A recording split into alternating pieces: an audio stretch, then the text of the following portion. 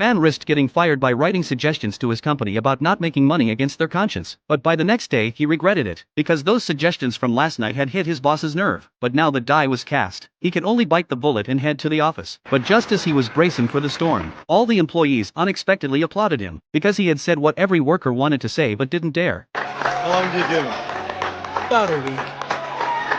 Little did he know that the nail that sticks out gets hammered down. He was indeed ruthlessly fired by the company. The company not only secretly stole the clients he had built up over the years, but also made him pack up and leave immediately. Faced with his boss's coldness and ruthlessness, Jerry still held on to a glimmer of hope for a comeback. He hoped to take his most loyal subordinates with him and start his own entrepreneurial journey. But when he eagerly extended invitations to everyone, his colleagues were all afraid of the risk. Not a single person was willing to follow him. Even his hand-picked assistant chose to refuse without hesitation, in order to stay at the company for promotion and a raise. In this desperate situation with no support, Jerry had to put on a brave face to hide his inner embarrassment. He could only take the little fish he had bought with him. But just then, a woman suddenly stood up. I will go with you.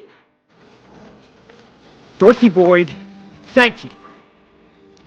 And so they left the company under everyone's surprised gazes. However, Jerry never dreamed that this woman who risked everything to follow him would completely change his life. Jerry was originally a successful sports agent with unlimited prospects. He managed over 70 top athletes. He was handsome, wealthy, and had exceptional business skills. He was the golden boy of his sports management company. But beneath that glamorous facade, Jerry gradually discovered that the company had only focused on profits in recent years. As the number of athletes increased dramatically, the entire industry became increasingly corrupt. The quality of athletes also declined. Jerry often had to clean up their various messes. Even when a player was hospitalized for the fourth injury, the company still encouraged him to continue competing. The athlete's son looked at Jerry with hopeful eyes, hoping he could stop the company and help his father somehow. It would take a tank to stop your dad. It would take all 5 Super Trooper VR warriors to stop your dad. Right? Fuck you.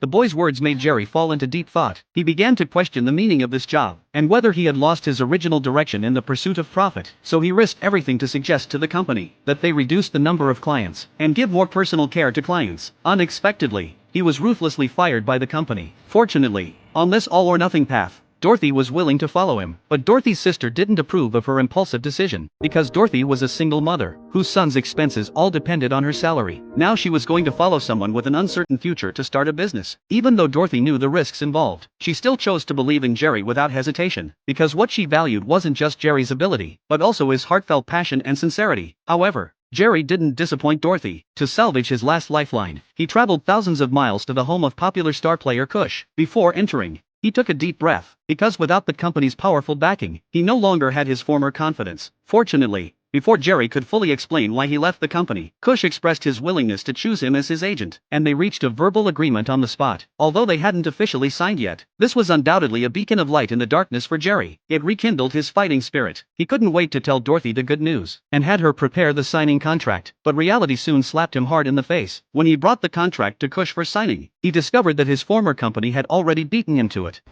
Tell me you didn't sign.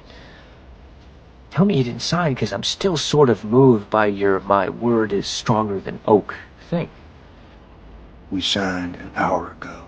Only then did Jerry wake up from his dream. Those sworn verbal promises were worthless in the face of profit. Faced with the higher offer from his former company, Kush didn't hesitate to burn bridges. All the trust and expectations turned to bubbles in that moment. Even more ironic was that the mastermind behind all this was his girlfriend Avery. Sure enough, as expected, when he found Avery, what he got was her ruthless abandonment. Avery not only criticized his failures, but even physically attacked him.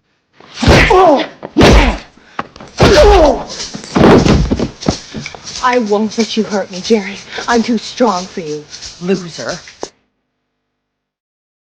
The double blow to his career and love life completely broke Jerry down emotionally. The once successful man was now as pathetic as a stray dog. He couldn't stand being suddenly cold-shouldered by the world. Even more unbearable was spending time alone in the darkness. So with his last bit of rationality, he called Dorothy and confessed everything to her. After learning about Jerry's situation, Dorothy ignored her sister's objections and resolutely invited Jerry to her home. The moment Jerry took off his sunglasses, Dorothy saw the shocking wound at the corner of his eye. To comfort this man who had been defeated by life, Dorothy thoughtfully had him sit down, while she went to get anti-inflammatory medicine from her room. Hearing that a strange man had suddenly come to the house, Dorothy's son Ray curiously walked over. But fate is truly wonderful. Even though though they were meeting for the first time, these kindred spirits hit it off immediately. But after a while, when Ray heard Dorothy's approaching footsteps, he ran into his room to sleep. Later, Dorothy also talked with Jerry about her reasons for leaving the job. She had always admired Jerry greatly, not just because of his handsome appearance, but more for his dedication to work and inner kindness. Faced with this sudden confession, Jerry was somewhat at a loss. The subtle ambiguity between them swallowed all hesitation in that moment, until the sound of car horns outside broke the spell. Jerry suddenly awakened from his trance. It turned out Dorothy had pre-booked a taxi for him. Although this brief passion was fleeting, Dorothy's gentleness and understanding swept away Jerry's previous gloom. Before leaving, Jerry promised Dorothy with conviction that he would definitely find clients for them and do everything possible to push them to the pinnacle of success. Sure enough, things soon took a turn for the better.